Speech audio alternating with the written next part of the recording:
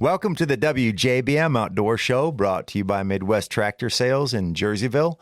We're coming to you from the WJBM studios in Jerseyville, the voice of the Tri-Counties. I'm Aaron Quillan. I operate Monarch Rivers, where the mission is simple: kill big deer. Joining us today, Matt Cheek, Westwoods Taxidermy. Matt, thanks so much for... Thanks for having me. Yeah, man. Yeah. It's good. Good to be back. Becoming a bit of a return. Yeah. I like it. So it's been a busy, what, man? Probably for you past Since weeks? the first Okay. has been, that's usually when things really start to pick up. So Okay. October's usually not too bad. All right. Less than a dozen deer usually in October, and then from the first until right about now, it's crazy. Yeah. Yeah. So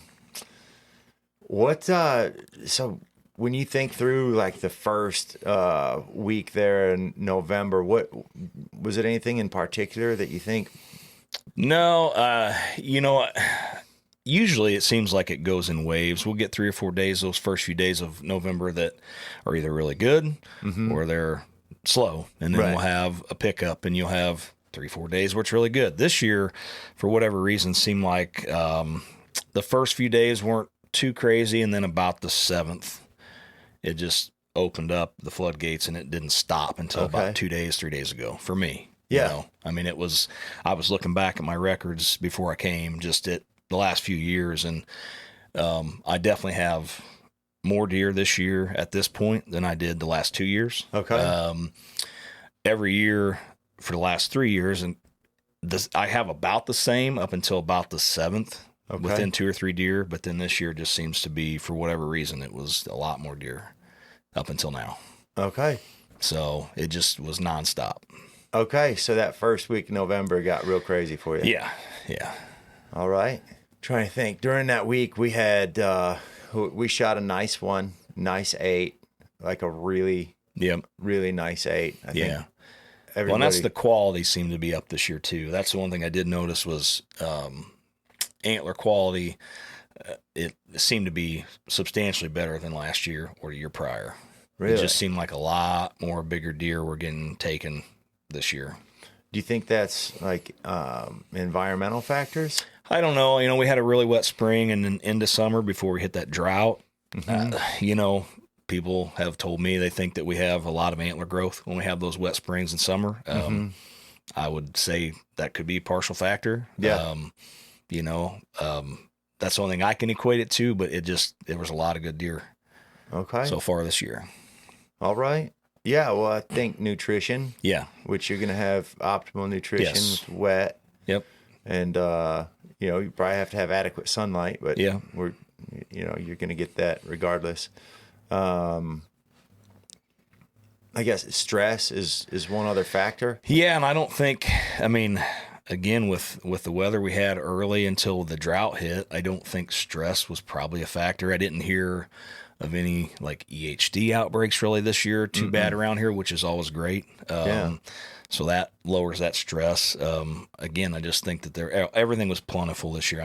From everybody I've talked to, the acorn crop was huge this year. So nutrition, when they start hitting and feeding on the acorns, it was just, I think overall it was just a great year for antler growth. Yeah.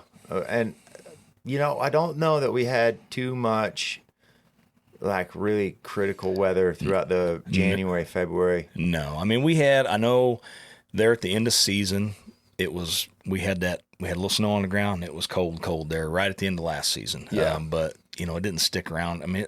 For a few weeks, but then it seemed to just kind of start to get more mild, and it wasn't too bad.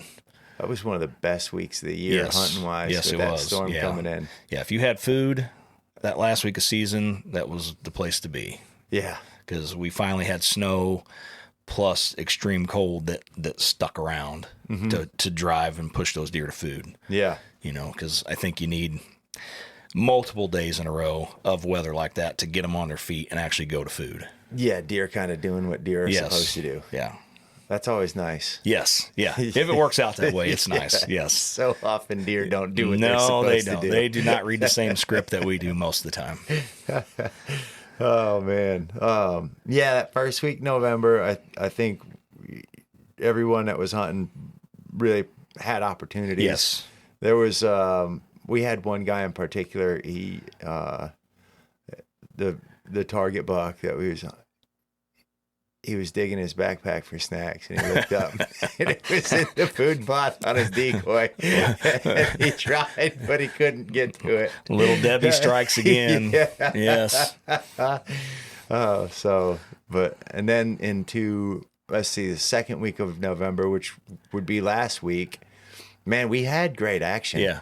It was a little bit, it was in areas that seemed like certain areas seemed like they were peaking. Yeah. Like on Friday, I got to see we had Hunter. He had to go end of his hunt, and he's like, "All right, I got to get on the road." And I'm like, "Oh man, you should probably just stay a little bit longer." And he's like, I gotta go." I'm like, "Well, if it's not super important, like just telling him," because I knew where he was at, it was gonna happen, and I'm like, "All right, man, I'm on my way. Just do me a favor and keep hunting until I get to you." Yeah. And he's like, kind of like, "All right, dude." Like he was, he just, everybody's got families and kids. Yeah. And it's one of the like cool things about doing this is, these guys really miss their kids. Oh yeah. And it's kind of like the beauty of suffering, I guess you could say. Like you can see they just miss their families. Yeah, and they're stuff, ready to go. and they're ready to go. But I'm like, just hunt to the whistle, basically. Yeah. And I'm like, that's why I always send the Coast is Clear text. And he's kind of like, because these guys, they had never been here before. Yeah. And I go literally, I drive, I pick them up, and then we're driving back out, and 3 giants are chasing a doe. Like I tried to be kind about it, but I'm like, I told you you could kill a buck today. Like they were right, they were headed his way, and it's just, you can only do so much. But it's 11:30, middle of the day. Yeah, I mean that's where we saw a lot of our action. We saw really good midday big buck activity. Yeah, I mean, everybody that's in my shop, everybody's situation is different. I think you can go 20, 30, 40 minutes north, south, east, or west of wherever you're at, and you get a completely different scenario. I've had guys that had a lot of rut activity. They were chasing. They saw it. I have guys that killed big deer that the deer, he was by himself. Okay. No doe around. Guys that saw 0 rut activity. Now granted, it's happening, whether it's at night, we did get warm, we had those couple cold days, but it did warm up. The deer have their winter coats on. I mean, they're going to move when it's cooler out. I'm a new man on that. Yeah. I had a guy a guy that booked a hunt this year. He'll actually be here pretty soon for this gun season this weekend. And he, when we were talking about time to hunt, he's like, he said to me, he goes, "I don't care when it's hot." He said, I it doesn't bother me any. Yeah. And that was such a unique statement. And it just stuck in my head. And so during that 90-degree opener, like the way that we were able to be on deer, it was kind of like, yeah. And then as season went, there were so many times when it got up into the 80s. Yeah, it was warm. And it just, having, I guess, changed that belief. Yeah. All of a sudden, it just seems like we're able to get on deer when it's hot. Yep. As to where before, maybe I agreed with people. All right, yeah, they don't. Oh, it's hot, and I find that we're actually doing more, getting closer, being more successful. Kind of throwing that out. Yeah. No, I mean they're gonna move, and every deer is different. Obviously you're gonna have some that it doesn't bother them, and you're gonna have some that just only move at night. And right, but whether take that into effect or not, or account, I guess they're still moving. I think that there's certainly an impact. That's for sure. I mean, look at so we were just talking about midday. Yeah. And, these tremendous biologists, the guys doing the Mississippi State radio collar, Grant Woods, like everyone always says, well, deer always move first light, last light. Yeah. And they tell you to get in the same pattern and do it like everybody else does it. Get out there for the first part of the day and the last. Well, yeah, movement is spiked, but is it movement for the right deer? Yeah, no. I mean, there's a lot of guys that'll tell you that a lot of big deer get taken between 11 and 2, 10 and 2, because when they're cruising and they're on their feet, a lot of things go out the window. Yeah, well, they have a responsibility. Yeah, the monarchs or the big. Yep, it's their responsibility to breed. Yeah. Yeah, and that's when usually if they're going to slip up and you're going to get a chance at one, it's probably usually the least likely time you think it's going to be. Right. And you never know if they're seeking, if they're just broken off. Like, yeah. And you've got a pretty good eye for that when you throw a bow in your hands. Yeah, no, I mean, I try. Again, sometimes plans work out, sometimes they don't. Yeah. I have to be a little selective about the days I hunt because of what I do. So, I try not to let the cameras dictate my hunting, but sometimes that happens. But for me, I just look at time of year, obviously what I'm seeing coming in my shop. Yeah. Weather, and just try to pick and choose the days that I think are going to be good. And sometimes they are, sometimes they're not. There's days that you think are going to be great and you don't see anything. Oh, that happens all the time. And you have to sit back and scratch your head. Yeah. And there's days you don't think they're going to move where you decide not to hunt that day and your cameras blow up. Yes. Yeah. Well, let's take a quick break and hear a word from our sponsors. Come back and talk a little bit more about these days. Yeah. Welcome back to the WJBM Outdoor Show, brought to you by Midwest Tractor Sales in Jerseyville. We're coming to you from the WJBM studios in Jerseyville, the voice of the Tri-Counties. I'm Aaron Quillan. I operate Monarch Rivers, where the mission is simple: kill big deer. For those of you just joining, Matt Cheek, Westwoods Taxidermy. We were just talking about some of the best days to go hunting. So, Matt, you do a lot with data. Yeah. And you were saying that you look at a lot of these factors. Yeah, I mean, again, it varies year to year, but, fortunately for me, I have records for 15 years of deer coming in my shop. So I can kind of go back and just see this week was a peak week, for whatever reason, and typically, at least in my shop, it's usually between the 7th and the 15th. Yeah. I mean, and I'm sure a lot of guys already know that, but I have guys that come into town from out of state and then I get calls every year. Hey, we're coming up to hunt. When's the best week to hunt in Illinois? Right. I mean, you can kill deer in October.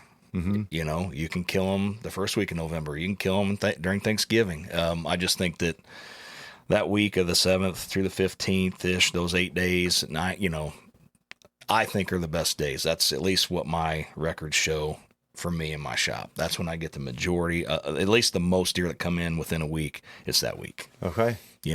Gun season obviously is there's a lot of deer that come in gun season. But if you're talking bow hunting, archery, it's that 7th through the 15th, in my opinion. Okay. Plenty of deer get shot both gun seasons.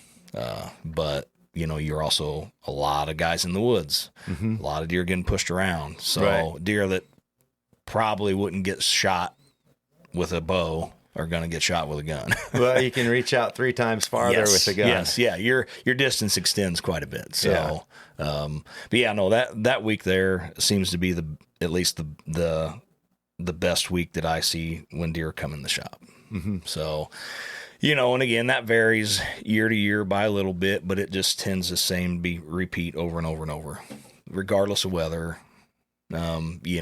There may be a couple days in that 8 days that are better, where 10, 12 deer come in within a 2-3 day period, and then it slacks off a little bit, and it's just a couple here, a couple there. And again, that fluctuates, but it's usually that same time every year. So. Okay, so do you take that week off or go hunting or what? I try to, but if that's the best week, that's usually when I'm busy. Exactly. So finding time to get out is a little bit hard. So. I bet. Do you get out at all during that time? I do. I mean, there's times where, I have a slow day and I haven't had a phone call, so I'll slip out in the afternoon. Okay. I try. October, I don't hunt a lot anymore. I used to hunt. I was the guy that was in the stand October 1st. Okay. I didn't want to miss an opening day, and there's nothing wrong with that. But I tend to stay out of the woods until towards the end of October, and then, just hopefully have something early. That's all is what's good for me. If I can get on something early, that's great for me because usually I'm not busy. Right. So I can hunt a little more there towards the end of October into the 1st of November, and then it's kind of hit and miss for me the rest of the season. Okay. Until things slow down. And then hopefully late season I can get out, and if there's some deer around. All right. So when you say later October, does that mean like 20? I think, there always seems to be like from the 23rd to about the 26th, 27th. I know from my experience, I always have, there's a little 4-day window or so there that always seem like I'll get a shooter that'll daylight. on camera? Yes. Or multiple? Yes. Yes. I shot one this year, end of October, right there, 25th, 26th, whatever day it was. I can't remember off the top of my head, but it was the same way. He had showed up. I had him in October, knew he was back there, no daylight, but then 24th, 23rd, I had a daylight picture of him. Okay.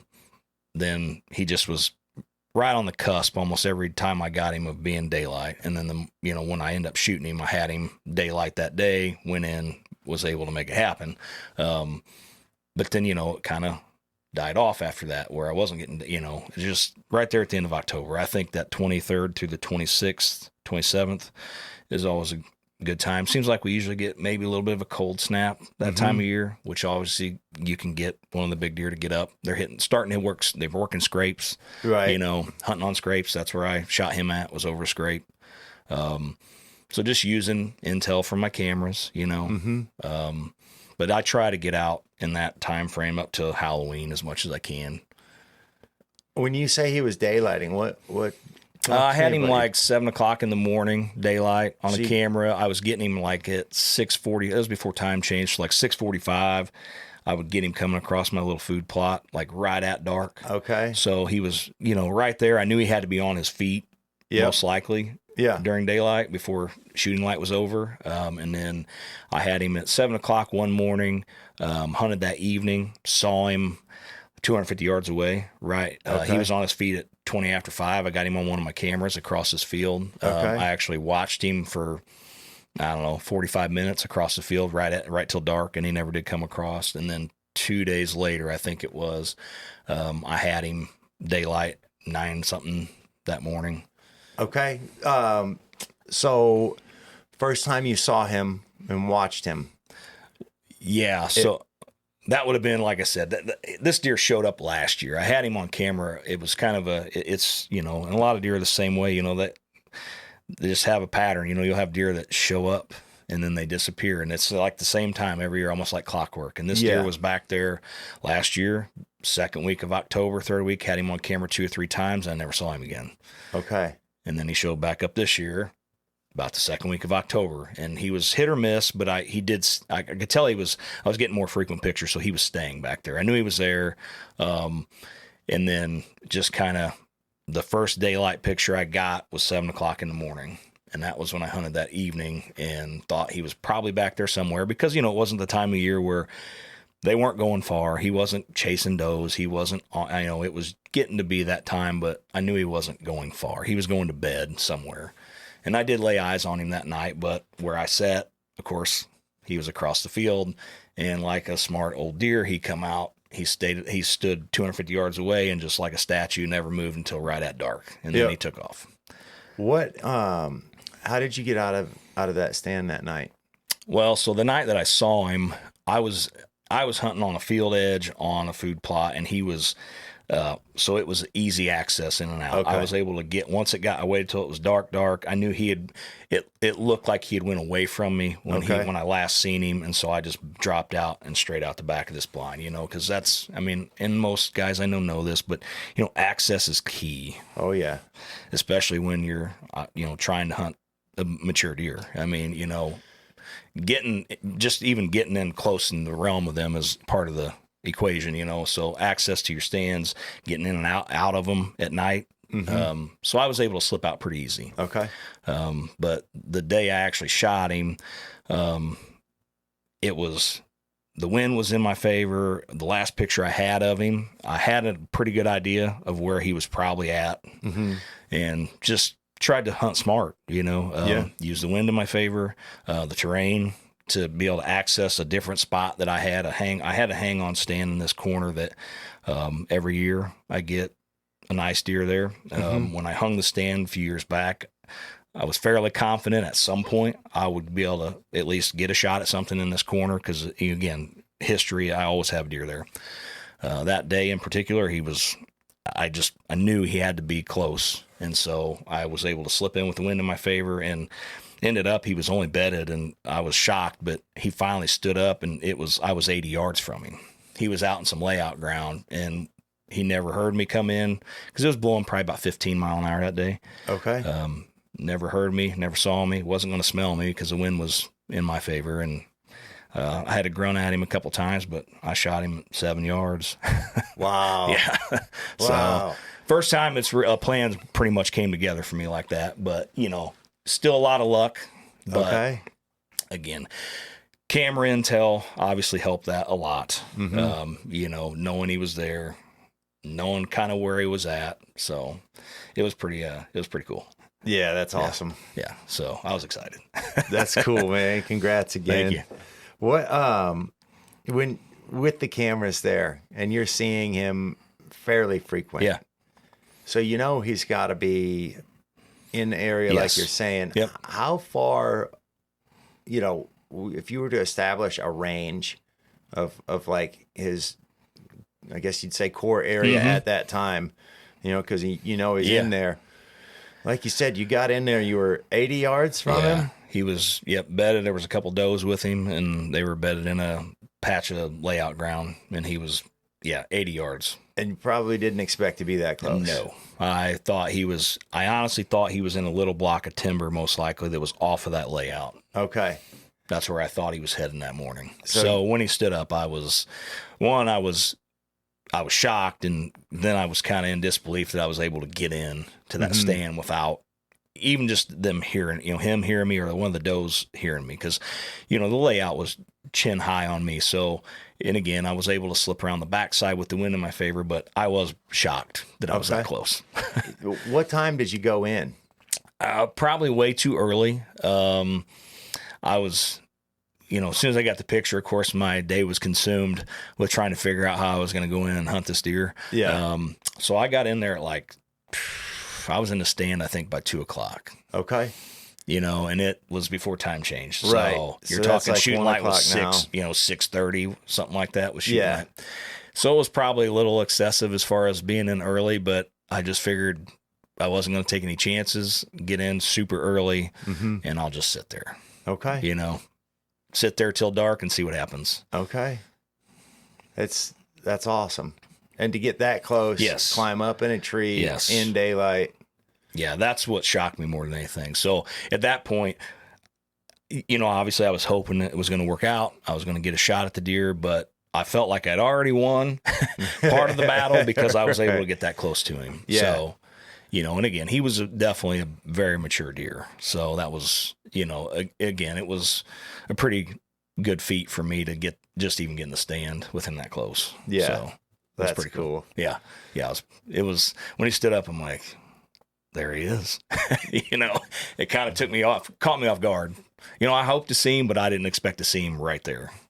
He just stood up and there he was. I'm like, oh my God. Yeah. So who you got mounting him? Yeah.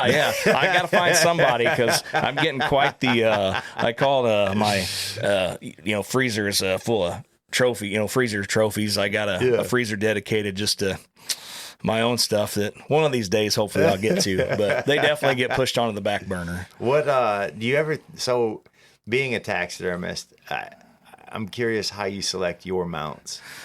Well, the bad thing is as a taxidermist, you think, well, I'll just mount everything. Because everything I shoot, I get a chance to shoot. I'm like, well, I can, I'm the one doing it, so I'm just going to keep it.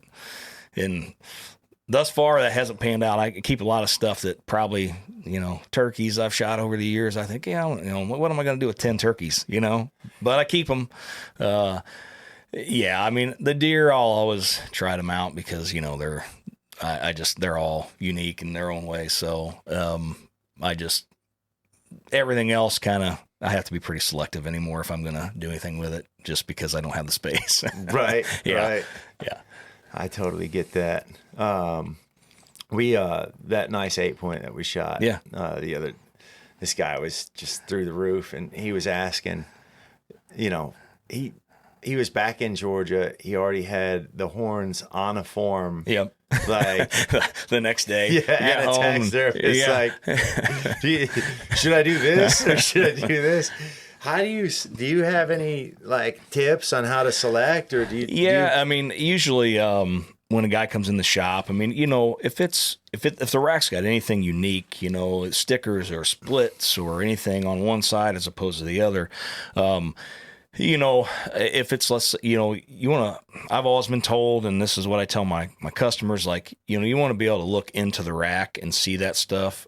So, if it's on the deer's right side and he's got a big split G2 on him, I would turn him to his right so that when he's on your wall, you're looking into that rack and you see that split. Now some stuff, you're going to see it no matter what you do to it. Mm-hmm. If there's stuff, if you've got kickers off the backs of your main beams and you want to show that off, you're probably going to have to do some sort of head down or crank the neck down. So, because those things get lost when they get put up on a wall. Right. It just, if there's anything unique about the rack, we just try to sit down and look at it and say, what's going to show that off the best? Mm-hmm. Whether it be a right turn, left turn, whether it's a semi upright, a full sneak, it's just, if you got a deer that's a real clean typical, you can pretty much do what you want. If it's, depending on where you're hanging it, that's a big thing to think about, is where's it going in your house or your man cave?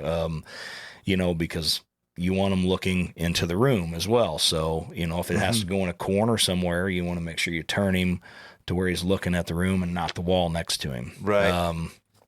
Stuff like that. Height of ceilings is something to take into consideration, because if you shoot a deer that has a real tall rack and you have 8-foot ceilings, you probably don't want to do like more of an upright, because you're going to have to hang it lower on your wall to clear for your antlers to clear the ceiling. Okay. So that's when you'd want to probably do like a semi sneak or full sneak, just to get him to where you can hang him higher on your wall and not have to be looking right in his face because you had to hang him so low. Yeah. So there again, a lot of different factors, as far as just uniqueness of rack and what you want to show off on it, I like what you're talking about with the feature and highlight it through the rack. Yeah. Because, it's just, they're all unique, and there's some deer that just have some pretty cool stuff on them that you really want to see. I have guys come in, well, hey, he has split brows. I want to see those split brows, or the split 2s, or he's got split 3s, or he's got a flyer off the back. So you just want to turn that rack to show it as best you can, so whatever turn that's going to be. And sometimes, again, they might have to tilt the head down a little or do something a little different with the form just to accentuate that so that they can see it when it's on the wall. Yeah. Yeah. So, and again, sometimes, depending on your space, you may be limited, what you can do, because there's a lot of guys that just running out of room, which is a great thing to have when you've taken so many trophies, you don't know where you're going to put them. But, anytime that it's got something you really want to show off, you just want to me, you want to be able to look into the rack if you can and see it. So turn it accordingly, Yeah. That's pretty cool. Yeah. So that's at least what I recommend to my guys. Some people may have different ways that they do their stuff, but that's just what I do for my guys. Yeah. We'll sit back and put him up on the wall and turn the antlers, and, sometimes I'll, like a guy who got in Georgia, once I get the racks cut off and we decide, we might put them on a couple different forms just to see what looks the best. Okay. Send pictures to my customer and see what they like. Yeah. Because at the end of the day, as long as they're happy, I'm happy. Right. You know, I'll try to guide them in the right direction as far as what I think is going to look best. And then whatever they want to do, that's what we do. Right. Now, and I'm going to take this in a different direction. When you're doing the competitions, do you select a mount that you've done, or do you do a mount? Usually it's something I've never done. You know, it's just a variation of something I've probably done. Yeah. But when you compete, I mean, you don't have to, but, you know, you want to do something, you know, especially with whitetails. They're the most competed. They're the most, you know, the whitetail species is hunted more than anything. Mm-hmm. So when it comes to competitions, it's no different. There's a lot of people that compete with whitetails. Yeah. So you try to do something different. Okay. You know, it's hard to do because a lot has been done with them, but yeah, I try to do something different as far as the pose, what I'm trying to pull off as far as what I'm showing. But, you know, whether it be, you know, just rolling the head one way and like he's looking out and doing something, or like I did an open mouth deer last year that, you know, I had him some vines hanging from his rack, like he had been chewing on the vine. You know, just try to do something different. So yeah, typically that kind of stuff I don't do on my everyday customer deer, you know, unless somebody wants something like that. Typically they don't. Right. But, yeah. And it's obviously more effort. Yes. Yeah. A lot more time. Yeah. So when you're going to compete, are you still competing annually? Yeah. Okay. Yeah. Yeah. This year was the first year I didn't take a deer to our state show in March. Me and another local taxidermist, we did a combined artist piece. Okay. I've always wanted to do that. He had asked me if I'd be interested, and so we did do a combined artist piece that we did really well with. It was nice to do something different. We mounted a pair of otters. Okay. Cool. Yeah, it was pretty cool. But I'll get back. I'm going to take a deer this year. We moved our show back to June, which is helpful because competing in March is tough, at least for me, because we're just coming out of deer season, finishing up in January, and you're just, you know, it's time to start working again. Yeah.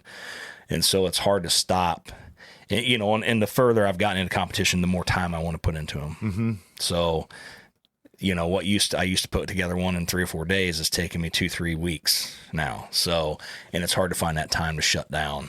Yeah. And just compete. So I will take a deer again this coming summer. That's the plan anyways. Okay. Are you going to take one of yours, or do you ask one of your customers? A lot of times, like I've gotten replica racks before. I've got a couple deer I've just bought replica racks, and then just got capes that I've had donated off of European mounts that I'll compete with. You know, it's not a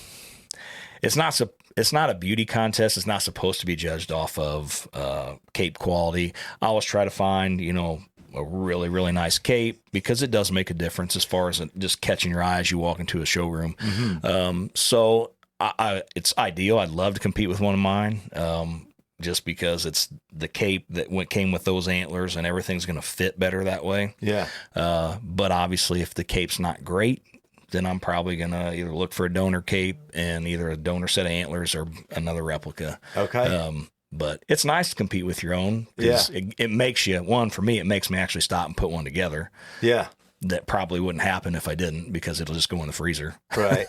So it's ideal. I can at least get one of my deer mounted that way. So, but yeah, it's usually, out of all the years I've competed, I've only taken one deer that was actually mine. Okay. And that was my big one I killed in 2018. Okay. Yep. Everything else has either been first several years of customer deer, and then it was just donor capes and replicas, and donor capes and racks. Okay. So, yeah, it's again, it's fun. It's time consuming. I enjoy doing it, but not as much as I used to, just because it's so much time away from the shop and working. Yeah. So. All right. Well, we're going to take another break. Hear a word from our sponsors. We'll be right back. Welcome back to the WJBM Outdoor Show, brought to you by Midwest Tractor Sales in Jerseyville.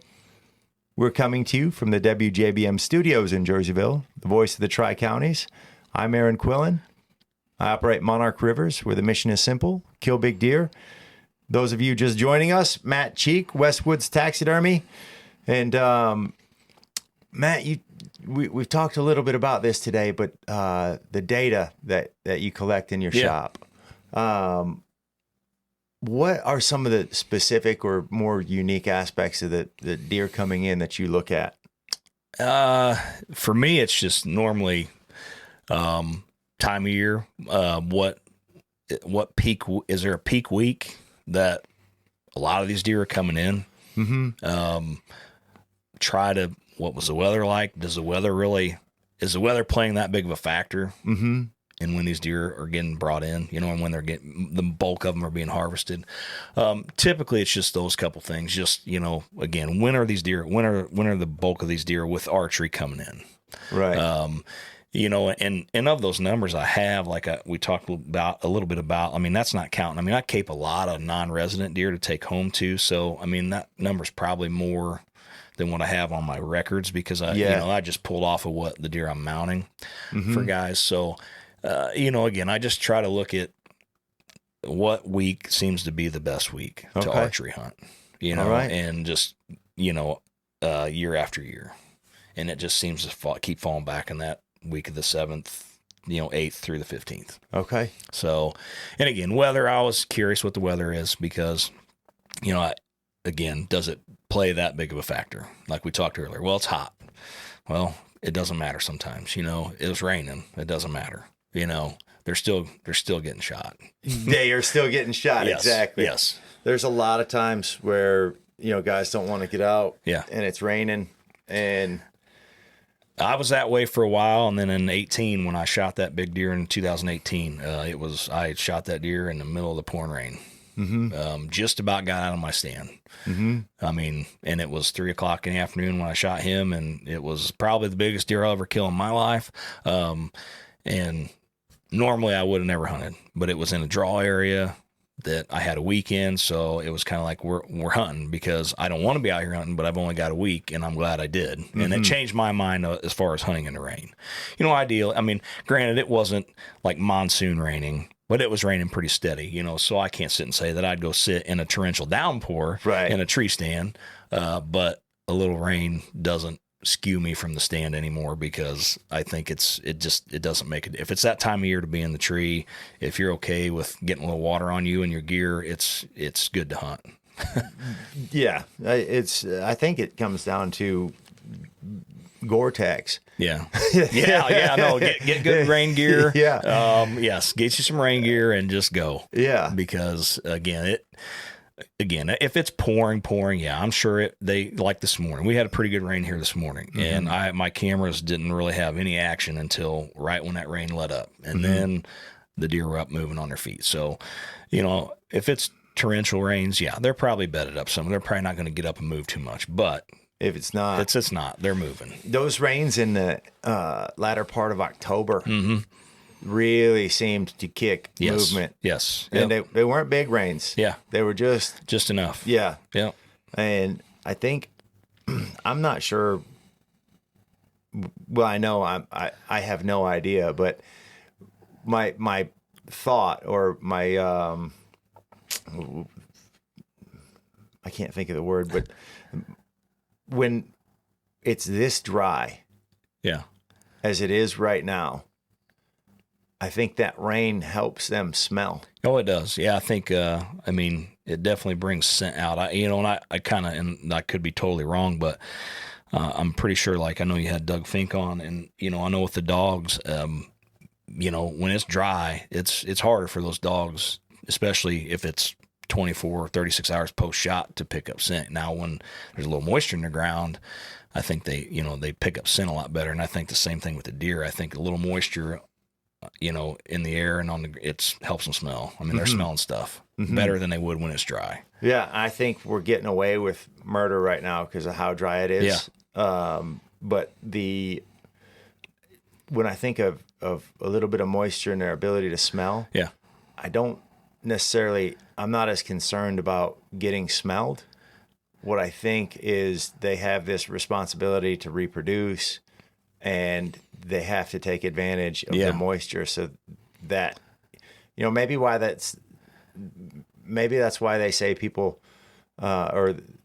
say that they freshen scrapes after a rain. Yep. Maybe that moisture, activates that scent, I would think it does. Obviously I'm not 100% positive on that, but I would think it does. Right. I don't think when we get a rain, they go out and freshen scrapes. Yeah. I don't think it's absence of smell, but more adding to the smell and really livening it up. And I think when they can get that type of scent, that helps these, mature bucks when they're looking to cross doe trails and find a hot doe, they're better able to do that.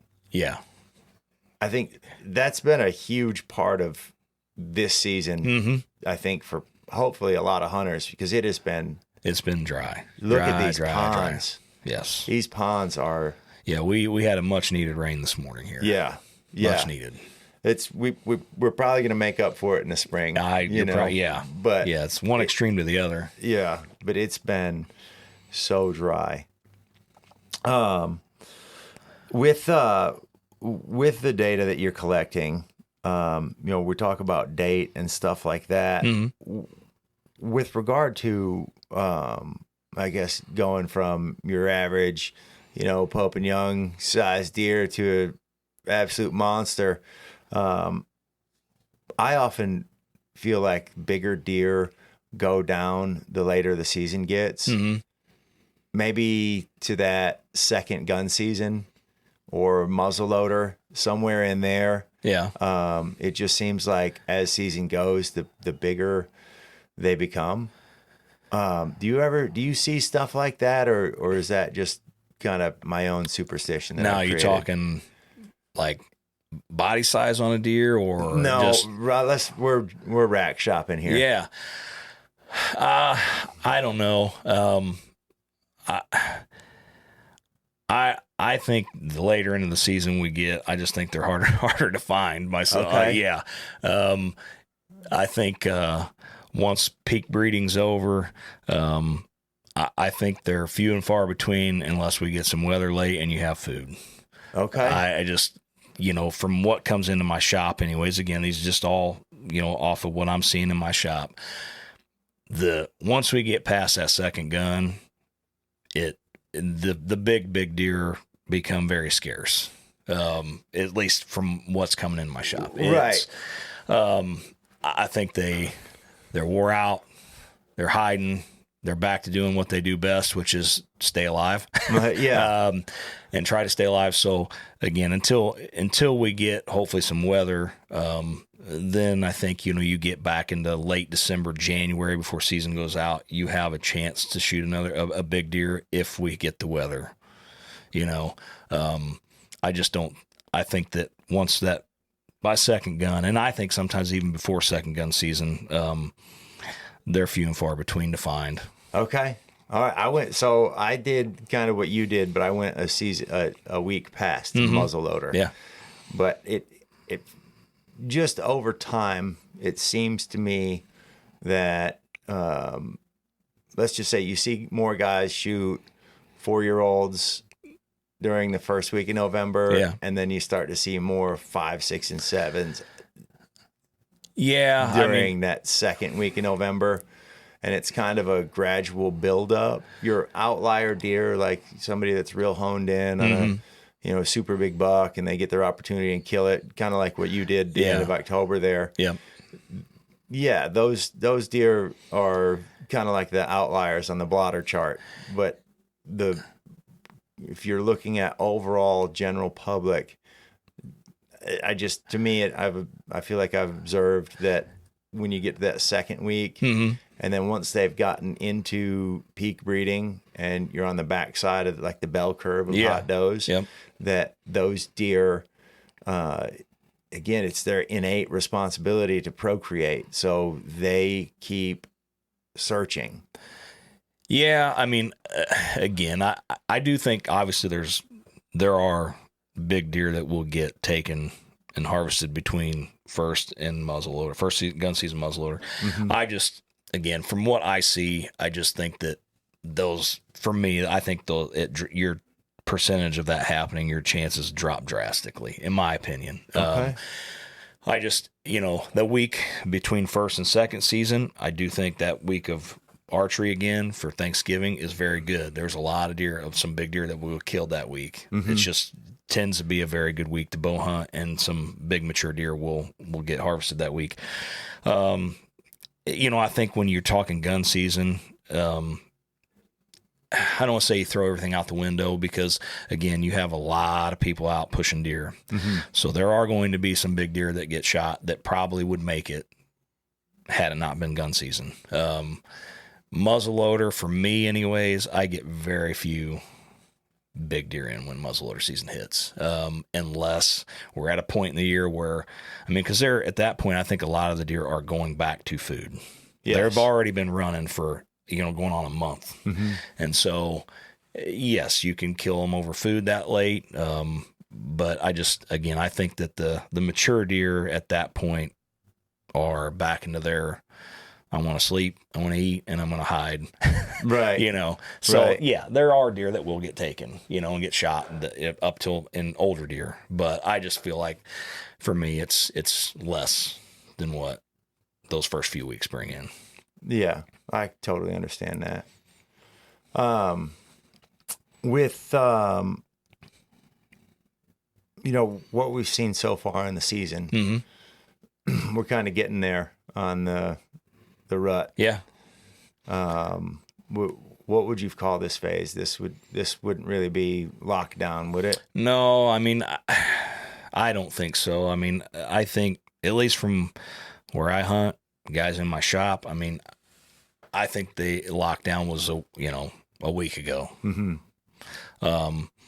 Granted, I'm sure there's going to be some different areas that have different scenarios from what I'm seeing, but I don't know. I think we're getting close to the tail end of it myself. But, okay. All right. Seen a lot of small bucks. There's still some. I've had a couple mature bucks chasing some does around just in the last few days on camera. Yeah. But no, just big deer. Okay. So I don't know. I think it's tapering off. There are clearly still does that have not been bred that will be. And so there's going to be deer still out chasing and cruising looking for does. I think if you find one of those does, you're going to have multiple. Yes, absolutely. Multiple big deer. Yep. If you can get one, if you just, one hot doe, especially late, you get one to come through, you're going to have multiple deer that are going to be on her. So hopefully it's the one you're looking for, but Yeah. Well, I think, we're talking about how the breeding phase, kind of wanes out. There's still those does. Yeah. And, as we get closer to, let's say, December, we can look for deer to start grouping up. We're starting to see doe groups again. Yeah. Guys were, I guess you could call it complaining, like, I'm just not seeing a lot of deer. And it's like, exactly. Yes. They are. Yes. All the does were scared. Yeah. Tired of being pestered. Yep. This year, with an abundance of acorns that seem to be more spread out. Yes. We opened the stomach yesterday, and this deer actually had, he was taken in an area that does not have as much. It was Pike County, up in the prairie. Yeah. Calhoun's full of timber. Yes. Up there, it's at not as much. So he had corn in there. He had clover. He had rye, and a majority of it was acorns. And it's like, where are you getting? Where do you get those? Yeah, where do you get? Yeah. But overall, with the doe group starting to come back together, these are things that kind of indicate that we might be on that backside. Yeah, I know we talked a little before we started on air, but that's a guy that I hunt with. He's seen 8 does last night together in a group, and he didn't see them until right before dark. They got up out of bed, come out, and was feeding in a green field, and not a buck around, So I do think they're starting to, does are grouping back up. Again, I had 2 or 3 small bucks together yesterday in a group on camera. Again, there's still some does that will get bred and some good hunting ahead for sure. But I feel like we're past that peak to where we're on the downhill side of it. But okay. Do you have any predictions for this upcoming gun season? I thought about that before I came up here because I figured you might ask. I don't know. again, there's so many factors with gun hunting. I know I've said it 3 or 4 times, but the amount of guys that are in the woods, guys and gals with guns that are hunting, pushing deer around, driving ditches, places that, every year it seems like I get deer that get shot in the middle of nothing in a ditch, that guys just never touch until gun season. So, I mean, I think it's going to be an okay gun season. I don't personally think it's going to be a phenomenal first gun season. Okay. That's just my opinion. Again, there'll be plenty of deer that get shot, but as far as big mature deer, I don't know. I don't think it'll be phenomenal. Okay. I hope I'm wrong. Okay. And I very well could be. It's just an educated guess. It is what it is. You gotta be honest, yes. right? Yeah. I mean, it seems like maybe one of those years where this first gun season might not be great, but second gun season may be better. Ooh.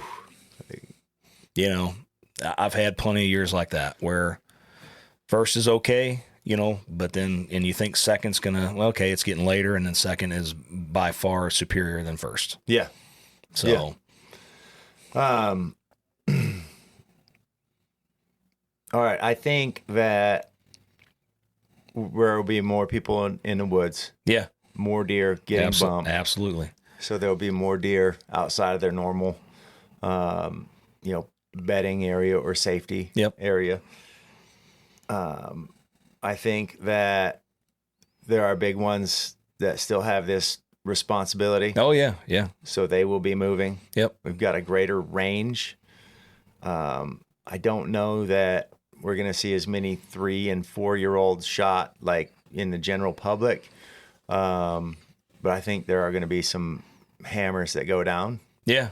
Yeah, no, I do think there will be some big deer that get shot this weekend. It's inevitable. Yeah. I mean, every year, no matter, regardless, there is a handful of just slammers that get taken. I mean, it's just, again, guys that, deer are still moving.